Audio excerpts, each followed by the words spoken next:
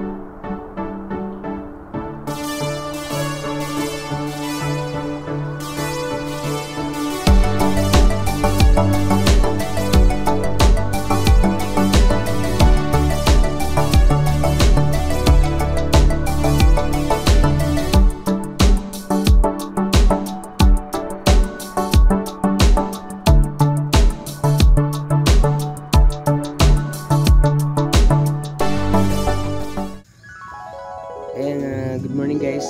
Kagising lang natin ngayon. Mag-harvest tayo ng gulay.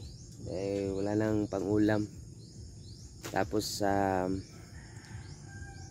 isama namin kayo na mag-harvest ng gulay. Sama ko yung anak ko na si Enzo. That's it. Harvest tayo ng una nating harvestin is ito. Yun o. Patula. Gusto ng patula.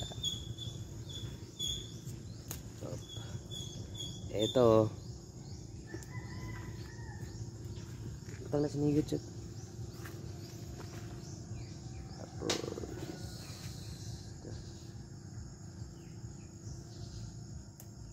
pwede na ito chat.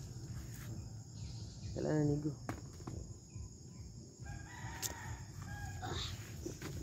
Meron pa dito guys. Ay, nagkutot. Nada.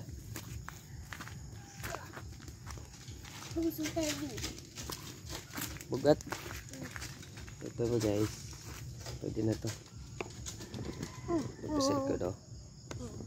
Ito pala. Saan yun?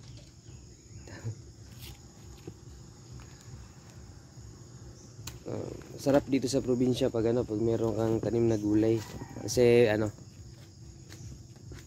pag wala ka ng pang-ulam, harvest ka ng gulay. Ito pa isa. Guys, Yan.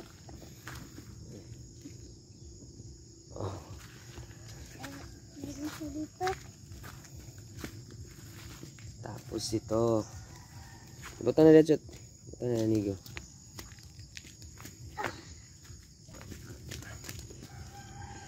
Yan, antay kang tiyan na. Harvest na itong kalabasa. Harvest na mo guys.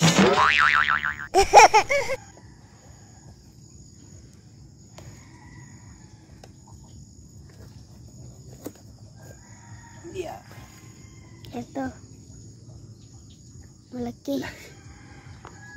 Ayan guys, oh. Ang laki. Dala na rin. Dala. Dala na. Paginay. So, dari pa oh. So, dari. Ayaw, buka tika kadaog. Ilagay muna natin ito isa doon. Dahil mabigat.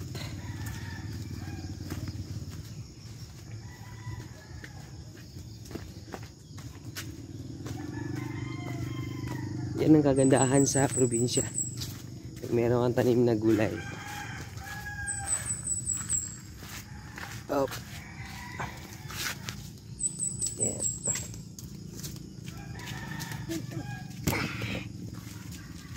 Tapos harvestin natin yung isa guys. Kunin pa natin. May isang kalabasa pa doon. Kalimutan namin ang kalibasa eh.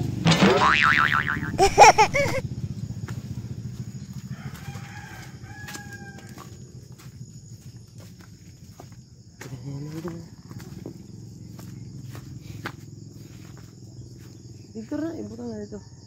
Butang na dito. Meron pang isa.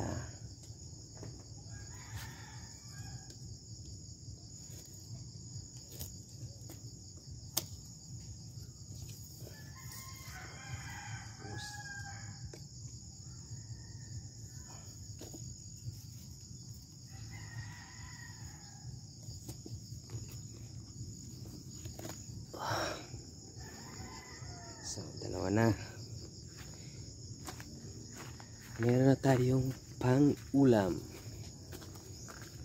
Meron pa eh.